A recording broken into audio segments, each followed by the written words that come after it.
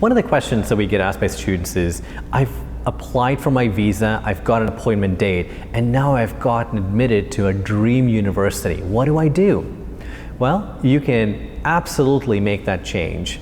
There are 3 steps you would follow. First, remember the website that you went to pay your SEVIS fee, fmjfee.com?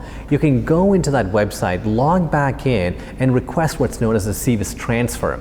What that does, it changes your SEVIS fee associated with that SEVIS ID to the new SEVIS ID. It's a very simple process. Step 2, you'll resubmit a new DS-160. There's no particular fee to this. You can go and submit as many DS-160s as you need. So you will go fill out the new DS-160 with a new SEVIS ID, and you will jot down the new DS-160 confirmation code.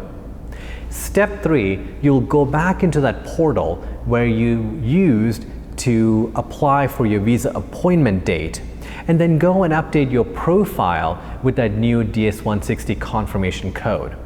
And once you do so, now your new SEVIS ID is attached to your record. So when you go in to your visa interview, you can take both DS-160s just as a precaution, and you can state that this is the I-20 that you're going to go to the US with. Hi, my name is Patrick Carriel. To answer more questions like these, or to discuss your particular case, come find me on AmericanColleges.com. I've been in the higher education space for nearly half a decade, and during that time, I've worked with over a dozen universities on their admissions and recruitment side.